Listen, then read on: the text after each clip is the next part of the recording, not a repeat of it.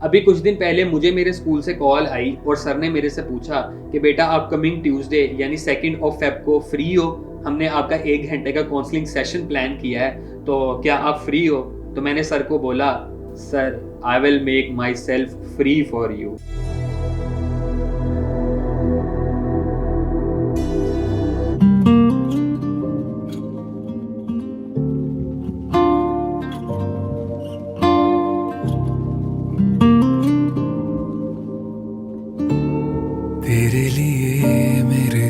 मुझे सर ने 11 बजे का कहा था कि 11 बजे आ जाना, और अभी 10 बज रहे हैं और मैं 10 बजे ही तैयार हो गया हूँ।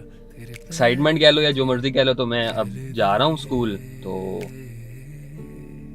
मैंने कहा आपको बता दूं ऐसे। मेरे पैर पीछे देखा तुझे जो यूं ही हंसते, तो सौ बहाने खुद ही।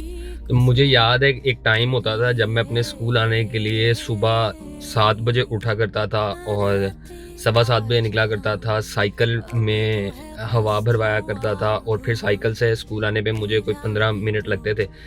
और फिर एक टाइम ये भी था जब मैं अपनी बहन को, छोटी बहन को अपने साइकिल पे पीछे बैठा के स्कूल लेके आया करता था, उसको उसके कैंपस में उतार के अपने कैंपस में जाता था। और मुझे लेट छुट्टी होती थी या उसको शायद लेट छुट्टी होती थी, तो मैं इंतज़ार करता था उसके आने का।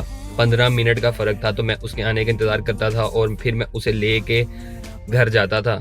It's been a very long journey, it's been a very long time. अल्हम्दुलिल्लाह, अल्लाह ताला का शुक्र है। Nothing having worth comes easy your way. You have to always work hard to make things work for you. सदा के लिए लगता है भारी, क्या मैं करूं कि ये है बीमारी, फिर भी तेरी आंखें इस दिल में है झांकी धीरे धीरे।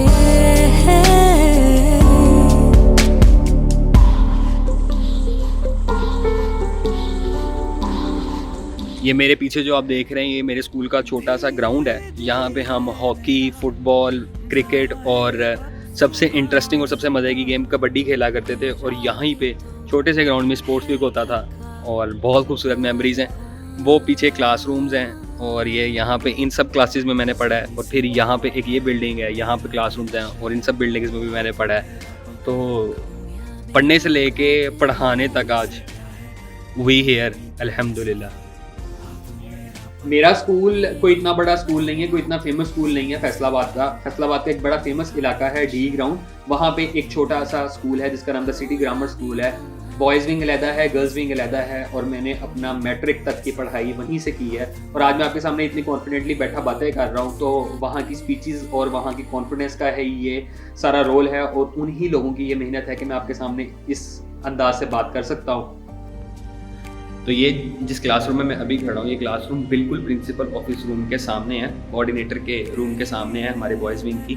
तो हमारी क्लास ने, मेरे सेशन ने यहाँ पे 3 साल एक साथ गुजारे हैं, 8th, 9th और 10th। और हमने यहाँ पे इतना मज़ा किया है, इतनी ज़्यादा मेमोरीज़ हैं इस क्लासरूम में। खैर तब तो ये वैसा दिखता नहीं था जैसा अब दिख रहा है, और मतलब यहाँ पे बहुत ज़्यादा मेमोरीज़ हैं। तो मेरे जितने भी स्कूल के दोस्त ये वीडियो देख रहे हैं, जानी मैं यहाँ पे आ गया हूँ, मैं आप सबको याद रखता हूँ।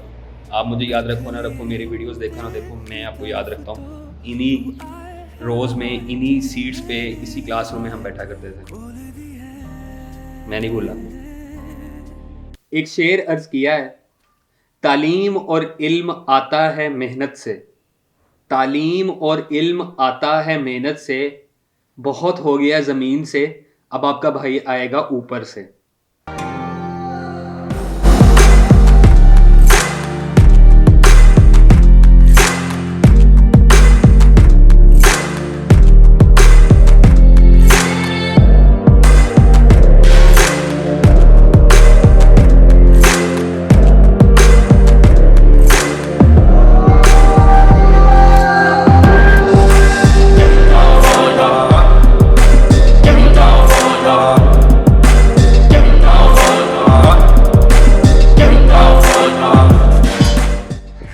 डन विद द सेशन, अल्हम्दुलिल्लाह। घंटे का सेशन था और बाद में Q&A सेशन था, तो बड़ा मज़ा आया और बड़ी अच्छी बात हुई। बड़े टैलेंटेड आजकल के बच्चे हैं और नौजवान हैं। मैं ऐसे ही बता दूँगा आपको। मैंने अपने आज के सेशन में बच्चों को एक बात बताई। अब वीडियो जो मैंने वहाँ पे बनाई उसकी इतनी अच्छी क्वालिटी नहीं है, तो मैं आपको यहाँ पे बैठ के बताने लगा हूँ।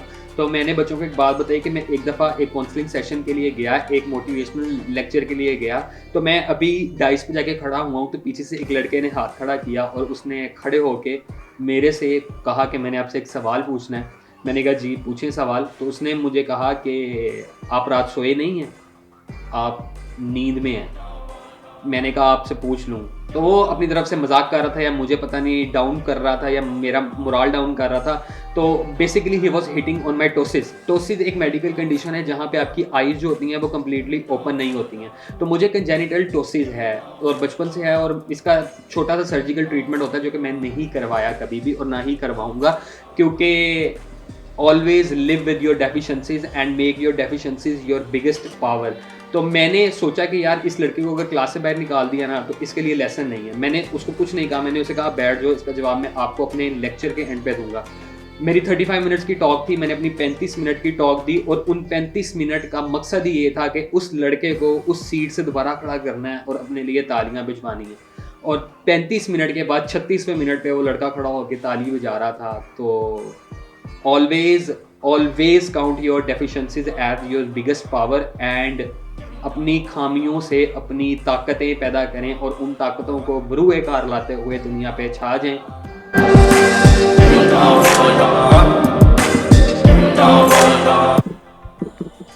जब भी किसी को कहीं पे एज अ गेस्ट स्पीकर बुलाया जाता है या फिर उसने कोई टॉक देनी होती है तो लोगों के लिए सबसे बड़ी टेंशन ये होती है कि यार पहन के क्या जाना है, हम देखने में कैसे लग रहे हैं, हमारी लुक्स कैसी लग रही हैं। हमारी टेंशन ये नहीं है जानी, मेरी टेंशन ये है कि यार कार्ड में कितनी मेमोरी है, कितनी बैटरी चार्ज है, ड्रोन का क्या सिस्टम है, क्योंकि बहुत ओवरवेलमिंग सी फीलिंग है, बता नहीं सकता।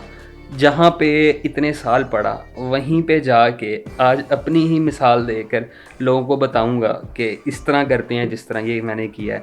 तो इसको अगर डॉक्यूमेंट ना किया तो फिर कोई फ़ायदा नहीं है जानी वीडियोस बनाने का। तो हम जाएंगे, बच्चों को मोटिवेट करेंगे, कैरियर काउंसलिंग करेंगे, सब करेंगे, डॉक्यूमेंट भी करेंगे और आपको दिखाएंगे भी। और 2 साल बाद, 10 साल बाद, 15 साल बाद जब डिप्रेस होंगे या जब थोड़े से लो फील करेंगे तो ये वीडियो निकाल के देखूंगा और फिर खुश होऊंगा और फिर अपने आप को कहूँगा कर लिया तूने यार, इतना मुश्किल नहीं था। मुश्किल था लेकिन इतना मुश्किल नहीं था, लेकिन तूने कर लिया ना, तो सब कर सकते हो जानी, सब करो।